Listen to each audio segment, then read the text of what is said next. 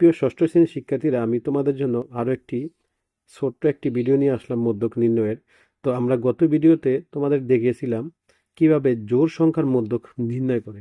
অর্থাৎ এখানে আমাদের যে সংখ্যাগুলো আছে দেখো, এখন আজকে আমরা যে মধ্যক নির্ণয় করব সেটি হচ্ছে বিজোড় সংখ্যা নিয়ে। তো তোমরা অবশ্যই খেয়াল রাখবে, জোড়ের মধ্যকের সূত্র এক এক রকমের হয় এবং বিজোড়ের সূত্র আরেক রকম হয়। তো দেখো এখানে আমরা জোড় বিজোড় কিভাবে বুঝবো। যেমন তুমি এখানে সংখ্যাগুলো গণবে 1 2 3 4 5 6 7 8 9 10 11। তাহলে এখানে 11টা সংখ্যা আছে, তাহলে 11টা সংখ্যা হচ্ছে 11 হচ্ছে বিজোড়। তো এখানে আমাদের বিজোড়ের সূত্র নেওয়া লাগবে। তো আমি তোমাদেরকে বিজোড়ের যে সূত্রটি আছে সেটা আমি তোমাদেরকে দেখিয়েছিলাম। তো দেখো আমরা জোড় অথবা বিজোড় যেটার মধ্যক নির্ণয় করি না কেন, আমাদের সর্বপ্রথমে এই লাইনটা লিখতে হবে যে উপাত্তগুলোকে মানের ক্রম অনুসারে সাজিয়ে পাই। অর্থাৎ এই যে উপাত্তগুলো মানে এই সংখ্যাগুলোকে তুমি ছোট থেকে বড় সাজাবে। পরে তোমার কাজ হচ্ছে বিজোড়ের সূত্র।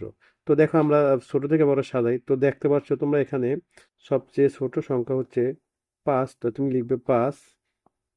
এরপরের সংখ্যা দেখো 6 আছে কিনা, এই যে 6 আছে, তাহলে লিখবে 6। তারপর দেখবে 7 আছে কিনা, এই যে 7ও আছে, তো লিখবে 7। এরপরে দেখো 8 আছে কিনা, এখানে 8 এই যে একটা আছে, তো লিখবে। এরপরে দেখো 9 আছে কিনা, 9 আছে। এটি অবশ্যই তোমরা কমা ইউজ করে লিখবে। এরপর 10 আছে, 10 লিখবে। তারপরে 11 নাই, 12 আছে, 12 লিখবে। তারপর দেখো এখানে 13 একটা আছে, এই 13। তারপরে 14 আছে, 14 লিখবে। এরপর আছে 15। দেখো লাস্ট সংখ্যা হচ্ছে আমাদের 16। তো দেখো এখন আমরা এই সংখ্যাগুলো সবগুলো আমরা সংখ্যা এখানে সাজিয়ে লিখলাম। সাজানোর পরে তুমি অবশ্যই গণবে যে এখানে 11টা সংখ্যা ছিল, এখানেও কি 11টা আছে কিনা। তো দেখো 1 2 3 4 5 6 7 8 9 10 11। তাহলে আমার 11টা সংখ্যা হচ্ছে।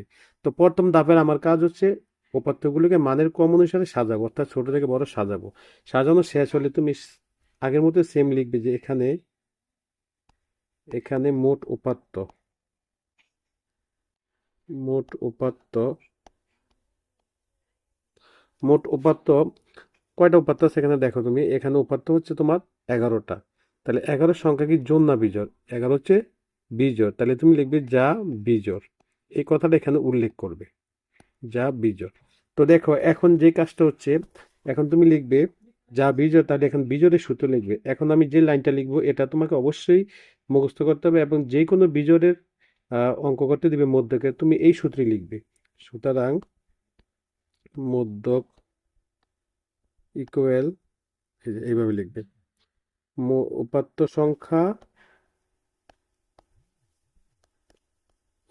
সংখ্যা প্লাস 1/2, নিচে 2 আছে।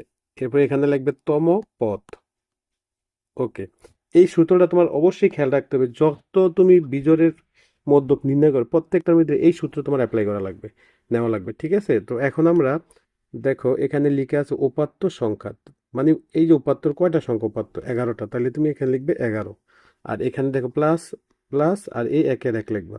আর নিচে 2-2, এখানে তমপদ ছিল, তুমি তমপদ লিখে দিবে, তমপদ।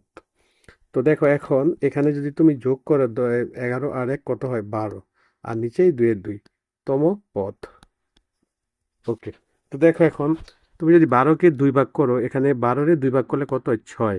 তাহলে 6তম পদ। তার মানে দাঁড়ালো যে 6তম পদ হচ্ছে মধ্যক। তাইলে 6তম পদ তুমি কোথা থেকে লিখবে? এই যে তুমি যেখানে সাজাইছো দেখো 1 2 3 4 5 6, এই যে 6 নম্বর পদটা কত আছে, 10। তাইলে এখানে লিখবে তোমরা 10। তবে অবশ্যই খেয়াল রাখবে এখানে 10 লিখে আবার তমপদ লিখবে না। ঠিক আছে, এখানে 6তম পদের মান আমরা যেটা বার করছি, লাস্টের লাইনে তুমি কোনো তমপদ লিখবে না। এভাবে আমরা বিজোড়ের মধ্যক বের করবো। তাহলে দেখো আমি তোমাদেরকে আরেকবার ফিডব্যাক দিয়ে দিচ্ছি।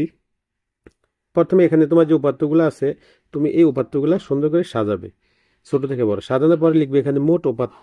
মোট উপাত্ত কথার অর্থ হচ্ছে এখানে কয়টা উপাত্ত আছে, 11টা। 11 লিখে 11 সংখ্যাটা কি, বিজোড়, যা বিজোড়। এরপর তুমি এই মধ্যকের সূত্র লিখবে। মধ্যকের সূত্র, বিজোড়ের সূত্র হচ্ছে এটা। ঠিক আছে, উপাত্ত সংখ্যা প্লাস 1/2 তমপদ। পরে উপাত্ত সংখ্যা কত আছে, 11 প্লাস প্লাস, এরপরে একের এক, আর তমপদ, আর নিচে বাই টু। তো এখন 11-এর 1 যোগ করলে হয় 12, আর এই 2-এর 2। তাহলে তমপদ, এখন এই 12-এর 2 ভাগ করলে 6তম পদ হয়। তাহলে 6তম পদ হচ্ছে এই যে সাজাইছে, এখান থেকে খোঁজ করবে। তাহলে কত হচ্ছে, 10। তাহলে মধ্যক হচ্ছে 10। আশা করি তোমরা এটা বুঝতে পারছো। এখন আমি বাড়ি কাজ দিয়েছি, তোমরা অবশ্যই করে নিবে।